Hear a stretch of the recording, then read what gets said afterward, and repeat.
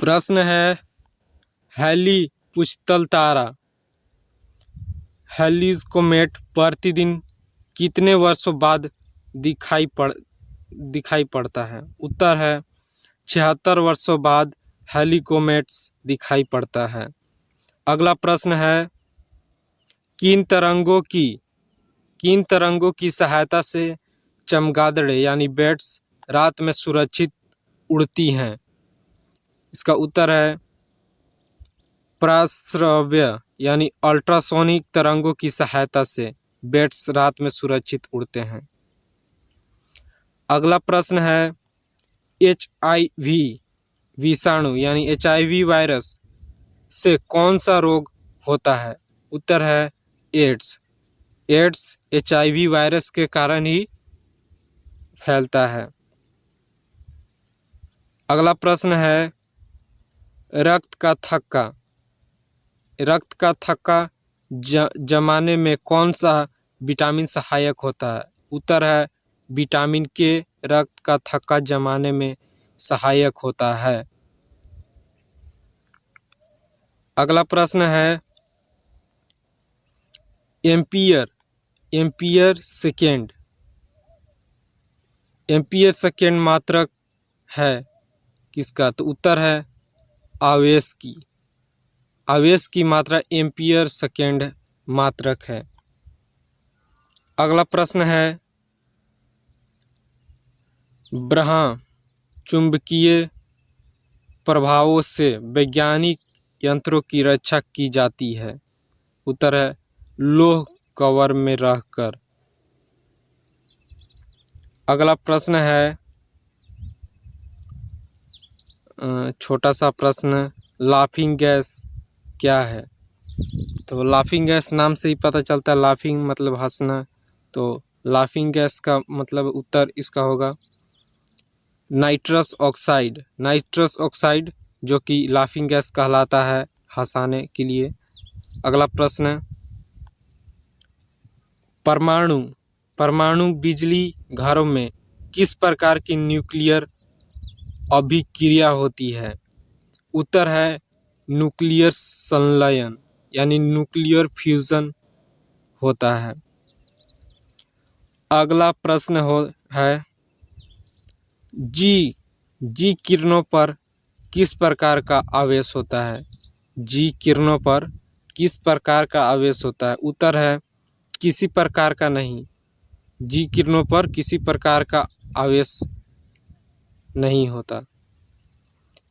अगला प्रश्न है रेडियो कार्बन तिथि निर्धारण विधि का उपयोग होता है। तो इसका उत्तर है जीवाश्मों की आयु का पता लगाने में रेडियो कार्बन विधि का उपयोग होता है। उत्तर है अगला प्रश्न है शरीर का सारा रक्त किसके माध्यम से शुद्ध होता है। उत्तर है वृक्क यानी किडनी के माध्यम से शरीर का सारा रक्त शुद्ध होता है। अगला प्रश्न है हाइड्रोफाइट किन्हें कहते हैं। तो इसका सिंपल उत्तर होगा हाइड्रोफाइट जलीय पौधों यानी जो जल के अंदर पौधे होते हैं उन्हें हाइड्रोफाइट कहे जाते हैं। अगला प्रश्न है दो समांतर दर्पणों के बीच रखी वस्तु के कितने प्रतिबिंब बनते हैं। तो इसका उत्तर होगा इन्फिनाइट यानी अनंत। दो समांतर दर्पणों के बीच रखी वस्तु के प्रतिबिंब बनते हैं। अगला प्रश्न है दो समांतर दर्पणों के बीच रखी वस्तु का सबसे अधिक चमकीला प्रतिबिंब कौन सा होता है। इसका उत्तर होगा दूसरा प्रतिबिंब सबसे अधिक चमकीला प्रतिबिंब होता है। अगला प्रश्न है तेल का जल के तल पर फैल जाने का क्या कारण है। इसका उत्तर है तेल का पृष्ठ तनाव जल की अपेक्षा कम होने के कारण फैल जाता है। अगला प्रश्न, पेंसिल का लैंड क्या होता है? जो पेंसिल का अंदर ब्लैक वाला जो लीड होता है वो क्या होता है? तो इसका उत्तर होगा ग्रेफाइट। पेंसिल का लीड ग्रेफाइट होता है। अगला प्रश्न है, सड़क पर चलने की अपेक्षा बर्फ पर चलना कठिन क्यों होता है? उत्तर है, बर्फ में सड़क की अपेक्षा घर्षण कम होता है, इसी कारण सड़क की अपेक्षा बर्फ में चलना कठिन होता है। अगला प्रश्न, लोलक घटिया गर्मियों में सुस्त क्यों हो जाती हैं? इसका उत्तर है, लोलक की लंबाई बढ़ जाने से उनका आवर्तकाल बढ़ जाता है, जिससे घड़ी सुस्त हो जाती है। अगला प्रश्न, ऊंचे स्थानों पर पानी 100 डिग्री सेल्सियस से कम ताप पर क्यों उबलता है? उत्तर है, क्योंकि वहाँ वायुमंडलीय दाब कम होता है, इस कारण से उबलता है। अगला प्रश्न है, पीतल मिश्रित धातु है किसका? तो इसका उत्तर होगा, जस्ता और तांबा की मिश्रित पीतल एक धातु है। अगला प्रश्न है, गैसों के दाब यानी ज्ञात करने वाला यंत्र क्या कहलाता है?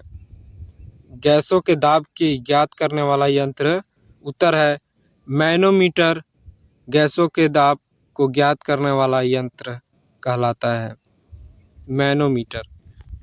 अगला प्रश्न है, भाभा एटॉमिक रिसर्च सेंटर टॉम्बे में स्थित 5वें न्यूक्लियर रिएक्टर का नाम क्या है? उत्तर है, ध्रुव। तो इसका उत्तर है, ध्रुव नाम है। अगला प्रश्न है, मनुष्य में दाद यानी रिंगवर्म रोग के रोग कारक कवक का नाम क्या है? तो इसका उत्तर होगा माइक्रोस्पोर्म। तो इस माइक्रोस्पोर्म। अगला प्रश्न है, स्कर्वी नामक रोग किस विटामिन के अभाव यानी कमी में होता है? इसका उत्तर है, विटामिन सी की अभाव में स्कर्वी नामक रोग होता है। अगला प्रश्न है,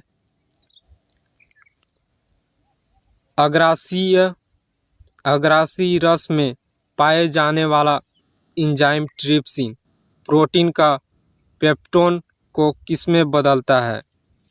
उत्तर है, छोटे पेप्टाइड्स में बदलता है। अगला प्रश्न, सबसे भारी धातु कौन सी है? ये सिंपल, इसका उत्तर होगा ऑस्मियम। ऑस्मियम सबसे भारी धातु है। अगला प्रश्न है,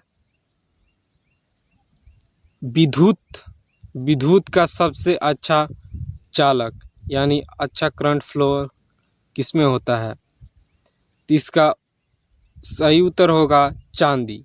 चांदी में विद्युत का सबसे अच्छा चालक होता है।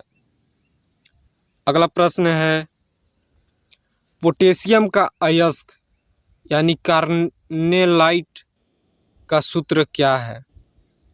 इसका उत्तर होगा KCl MgCl2 6H2O। अगला प्रश्न है, यूरेनियम के नाभिकीय विघटन में अनंत क्या प्राप्त होता है? तो इसका उत्तर है सीसा। यूरेनियम के नाभिकीय विघटन के अंत में सीसा प्राप्त होता है। अगला प्रश्न है, ध्वनि को मापने की इकाई क्या कहलाता है? ध्वनि को मापने का इकाई डेसिबल कहलाता है। धन्यवाद दोस्तों। Please like and subscribe.